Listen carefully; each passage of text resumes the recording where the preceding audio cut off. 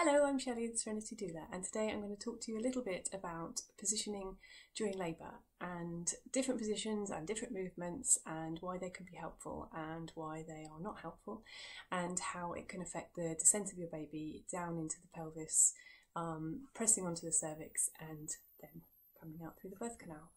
Now, different people have different skeletal anatomy, they have different lengths and flexibility of muscles, so these positions are ideas, but what I would really recommend is following your instinct. You know best, so trust your body and how it feels. And if a position doesn't feel right, it means just turn, just move and see how you feel in different ways. So these are just some ideas. So take away ideas, but don't feel like I have to be in this position or I have to turn this way, I have to do that. Now, movement in labour is really excellent, so try and keep mobile as much as possible when you're not resting. And when you are resting, the best position really to be is lying on your left hand side. When the baby is in the pelvis during birth, okay, they are descending down through the stations and they're described up here as +5, 4, 3, 2, and then we start going to minus stations when you get to 0, 1, 0, and then -1, -2 as you come down. Okay, so babies aren't like completely down to begin with. They're actually up here, so there's quite a lot of movement to play about with before they get into that pelvic inlet. All right, and as the baby is here, you can see sitting in the pelvis here. Now you have blood vessels that run up close to the spine here on your body.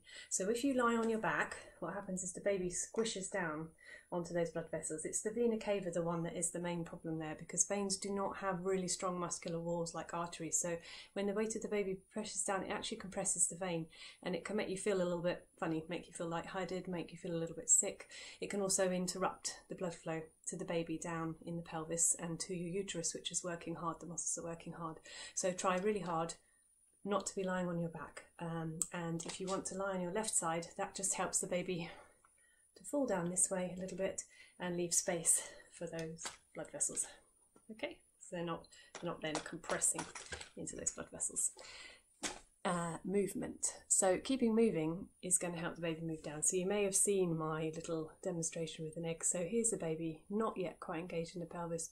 You see, if you're moving around, it helps them to drop down. So just show you that again. Okay, so there, little bits of movement, and they just get down into the pelvis.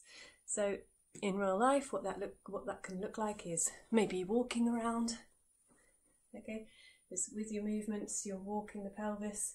It's helping to move. You can see with the pelvis here that as I walk, this is where the hip is, the hip socket. So walking is moving the pelvis like this. It's helping to just joggle the baby down. Okay, you can do dancing, maybe slow dancing with a partner, birth companion. You can lean forward over them for support, rocking the pelvis around all the time, doing this, helping the baby to descend down into there. And you can also sit on the birth ball. Okay, so the best position is going to be with your knees apart, so you've got space for your bump here, you're not feeling like you're compressing everything. Okay, if you have space like this, it means that you can lean forward, okay, which is a good position. We want to be leaning forward. We want the knees to be lower than the hips, and the reason why this is if your knees are higher than your hips, can you see that's creating this backward tilt in the pelvis? And what we want is for the baby to have their back of their head, the left back of their head forward in the pelvis. The head is the heaviest part, so if we tilt the pelvis back, they're going to fall back. They're going to come into a more back-to-back position. If we tilt the pelvis forward, you can see that's going to weigh the baby forward, okay? And that's the position we want them to be in, because that's how they can descend through that pelvic inlet more easily. You can see my other video about that a little bit more detail. Okay, so you're leaning forward, your knees are lower than your hips, and on a birth ball it's nice because it's squashy. You're not getting a lot of compression through the base of the pelvis, so it feels comfortable. You're not getting like hard feeling on the sitting bones at the base here. Okay, because you're perching on these. And also on the birth ball, it's not compressing the sacrum because you're sat quite forward here. So the sacrum is lifted up. Okay, whereas on the bed. Whereas if you're sitting on a bed, it tends to be a harder surface and it's compressing the sacrum there, which is stopping, remember, stopping that space with the baby coming through there. It's pushing it forward. The baby can't move it out of the way as they come down. Whereas when we're sitting on the birth ball, we can move and do nice circular movements, helping the baby come forward. The squat position is really the best position for opening the pelvis, and what's great about a birth ball is that I'm squatting, but I'm not getting huge thigh burn. If I was trying to do this for a long period of time, you know, I'm starting to feel that in my thighs already. Yeah, and even if you're hanging on a partner, you still get a lot of that there. So with the birth ball, it's much more comfortable. And you can lean forward. You know, if you're tired, if you're in a hospital, use the hospital bed, lean forward. You can still move your pelvis and rest your head. Okay. So that's a great position with that circular movement. Also, what a lot of women instinctively do is go on all fours. Okay, so this is another great forward leaning position. You can see the baby's going to be falling forward towards the front of the pelvis, which is where we want them. You can move the hips. And if you're finding the contractions too intense, the baby's pushing down on that cervix and it's too intense for you, you can lean forward like this. Okay, and this will raise the baby up out of the pelvis slightly, just take the pressure off.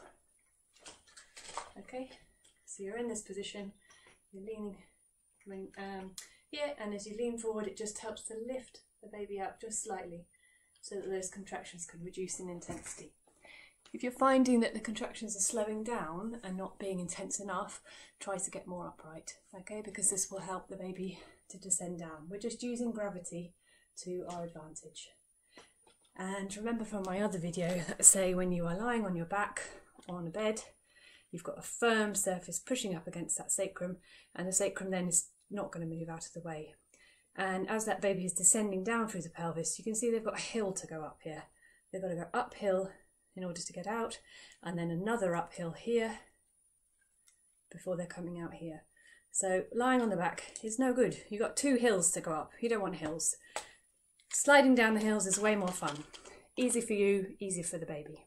So keep that pelvis upright, keep it moving, and most of all, enjoy yourself, because labour and birth is a really wonderful experience. If you want any more information, please do go to my website, theserenitydoula.co.uk. On there I have a comprehensive online antenatal course which has lots and lots of information about all things birth and baby related. I've got lots of links to fantastic websites, including Spinning Babies if you're concerned about the position of your baby, which is a fantastic resource, and loads of others. And if you have any questions, please don't hesitate to contact me through the website. I have a contact form and links to my email and telephone. I wish you very happy birthing. Take care. Bye.